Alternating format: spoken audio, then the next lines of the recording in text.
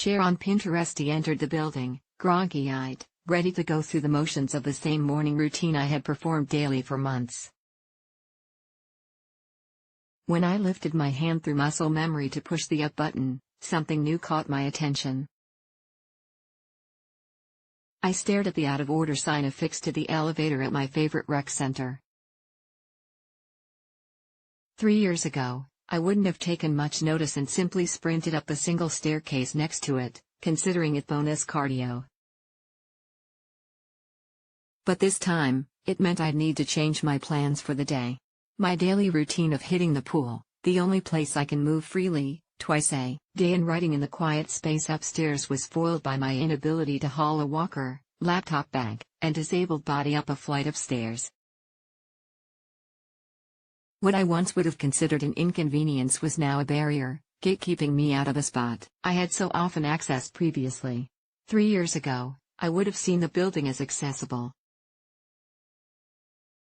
Then my perspective changed with my body.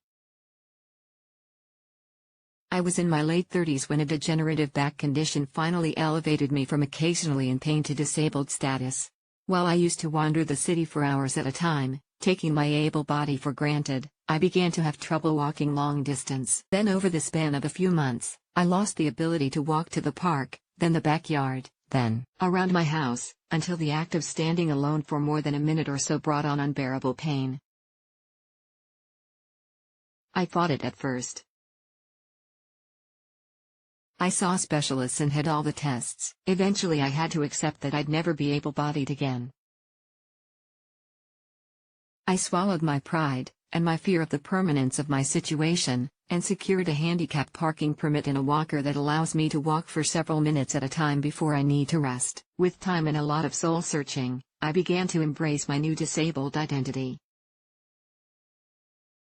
The rest of the world, I learned quickly, did not. There's a terrible 80s movie called They Live, in which special glasses give Roddy Piper's character Nada the ability to see what others can't. To the rest of the world, everything looks status quo, but with these glasses, Nada can see the real writing on signs and other things that are wrong in a world that looks normal and acceptable to most. In a manner of speaking, gaining my disability gave me these glasses. What looked like an accessible place to me when I was able-bodied now vibrantly stands out as inaccessible. I'm not just speaking of places that have made no effort to implement accessible tools into their environment, that's a subject for another discussion, but places that appear to be accessible, unless you actually need access. I used to see a handicapped symbol and assume a place was optimized for disabled people. I assumed some thought had been put into how disabled people would use the space, not just installing a ramp or power door and calling it accessible. Now, I notice ramps that are too steep to effectively use a wheelchair. Each time I use my walker at my favorite movie theater and struggle to push against the incline of the ramp, I think about how difficult it must be to keep control of a manual wheelchair on this slope in either direction. Perhaps that's why I've never seen someone using a wheelchair at this facility. Still more, there are ramps with curbs at the bottom, defeating their entire purpose. I'm privileged to be mobile enough to lift my walker up over the bump, but not every disabled person has this ability. Other times the accessibility ends with access into the building. I can get inside the building, but the toilet is up or down steps, says writer Klaus Haberberg about the issue. Or I can get inside the building, but the corridor is not wide enough for a standard manual wheelchair to self-propel through. Accessible restrooms can be particularly deceiving. My walker fits inside most designated restrooms. But actually getting into the stall is another story entirely. I have the ability to stand for moments at a time, which means that I'm able to open the door with my hand while awkwardly shoving my walker into the stall with the other. Coming out, I can squeeze my standing body out of the way of the door to exit with my walker.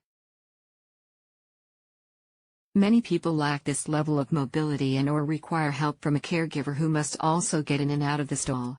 Sometimes they just throw in an ADA-compliant ramp and call it a day, but she can't fit in there or move around comfortably, says Amy Christian, whose daughter uses a wheelchair. Also, the door of the accessible stall is often problematic because there are no buttons, she says. If it opens to the outside, it is hard for her to get in, and if it opens to the inside, it's nearly impossible for her to get out. Amy also points out that often the power button for the door to the entire restroom is only on the outside, meaning that those who need it can get in independently, but they must wait for help to get out, effectively trapping them in the restroom.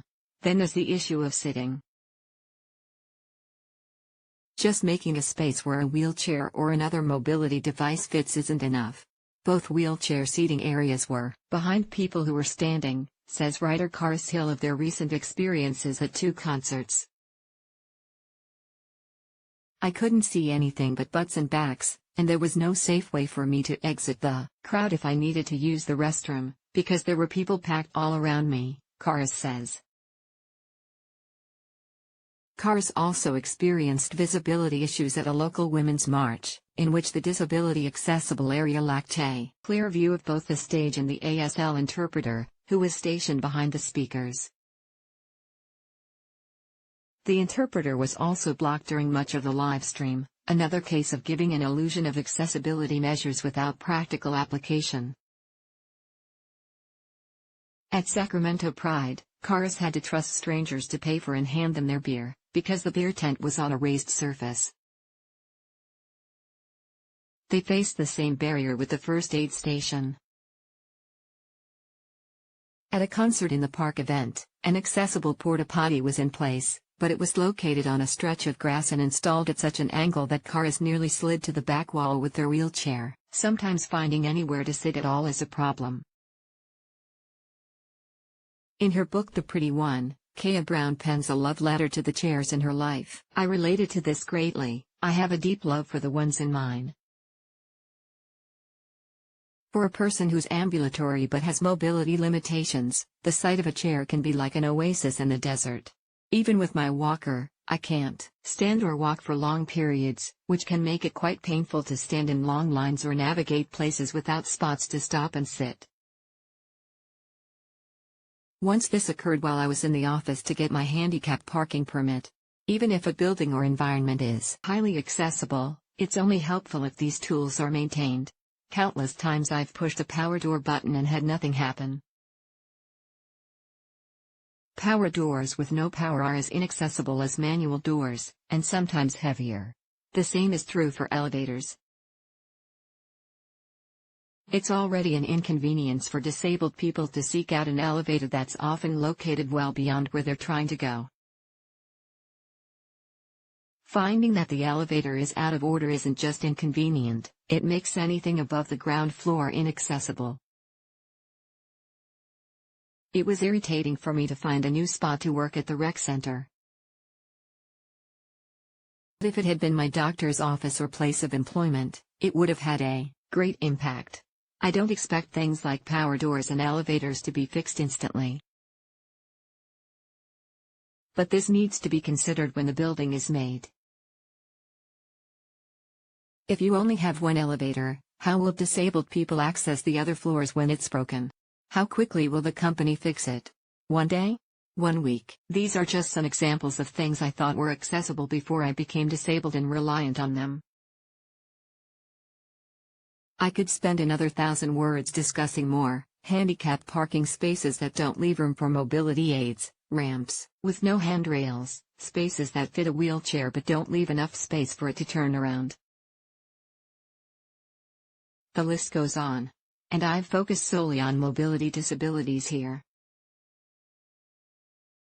I haven't even touched on the ways in which accessible places are inaccessible to people with different types of disabilities. If you're able-bodied and reading this, I want you to look closer at these spaces. Even what appears to be accessible often isn't. And if it isn't? Speak up. If you're a business owner or have a space that welcomes the public, I urge you to go beyond simply meeting bare minimum accessibility requirements. Consider hiring a disability consultant to assess your space for real-life accessibility. Speak to people who are actually disabled, not simply building designers, about whether or not these tools are usable. Implement measures that are usable. Once your space is truly accessible, keep it that way with proper maintenance. Disabled people deserve the same access to places that able-bodied people have. We want to join you, and trust us, you want us there, too. We bring a lot to the table.